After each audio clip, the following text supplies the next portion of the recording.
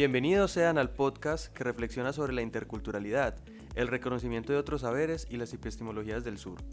Este podcast que legitima la lucha por el reconocimiento de otros epistemes y otras formas de entender y habitar el mundo que toman fuerza ante la caída de los grandes metarrelatos que organizaban y dirigían el mundo en el siglo XIX y XX. El día de hoy reflexionamos sobre esa relación entre la globalizada cultura occidental y las identidades mestizas que generó el proceso de colonización en América Latina, específicamente en Colombia.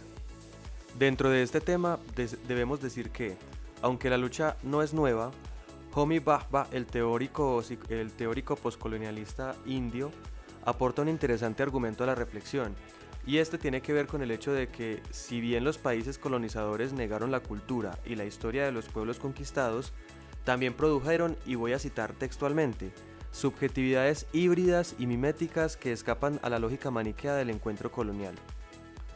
Esto quiere decir que, si bien se dio un proceso de dominación, saqueo e imposiciones, tras 500 años de aquel encuentro e imposiciones coloniales, no se logró una dominación completa, así como la lucha por conservar las identidades por parte de los pueblos indígenas tampoco han conseguido resultados radicales. Las identidades que han surgido tras estos 500 años son identidades que mezclan valores europeos con las formas de ver y entender el mundo de los pueblos conquistados. Así es, para poner un ejemplo de lo anterior, podríamos mencionar cómo algunos pueblos indígenas han tenido un proceso complejo de sincretismo religioso en el que se mezclan elementos del cristianismo con elementos de sus expresiones religiosas locales. Un ejemplo concreto de esto es el Carnaval del Perdón en Putumayo, que mezcla elementos del cristianismo con las culturas originarias. Otro ejemplo puede ser el dúo Linaje Originarios, conformado por los primos Brian Dubán y Dairon Mauricio Tascón, dos jóvenes en Vera Chamí que rapean en lengua chamí.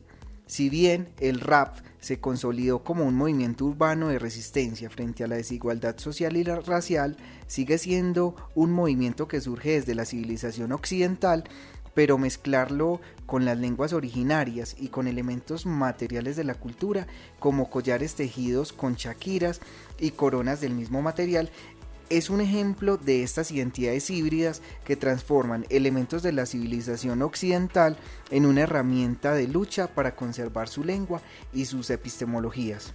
Vamos a escuchar un fragmento. Ser linaje originarios, representando a la cultura indígena originario. Rareis, ha. Kurichiade, mubidiade, reflexión caricua no puede, haratava no puede, liburutava no puede, da cultura cuia da joade, parete rabadalto, mauti alimarante kirado, da chacuia da joade, tido tiquisida, e binaba do kizi, babarito, da tia espírito ancestral, do de uruquidipa. Hablando desde el contexto popular y la conformación de propuestas políticas desde este mismo, podemos evidenciar cómo los indígenas y campesinos incluyeron el debate educativo como herramienta fundamental para formar sujetos políticos en cuanto a la fuerza histórica, para el manejo de las tácticas y estrategias inseparables a la disputa hegemónica. De manera específica, en América Latina, la percepción de lo emancipatorio está enteramente relacionado con la ruptura de paradigmas específicos como el patriarcado, el racismo, el antagonismo de clase, la superación de la dialéctica del colonialismo y en general las bases de la formación sociocultural y política en este lugar. En este sentido, es la educación quien debe proporcionar herramientas de carácter crítico para que se dé la realización de procesos de liberación y de colonización. Esta, a su vez, debe brindar un equilibrio sin exclusión, debe ser generadora de integración y no disociadora. Debe ser una actividad donde se consideren como iguales sus participantes y no exista nadie por encima de nadie.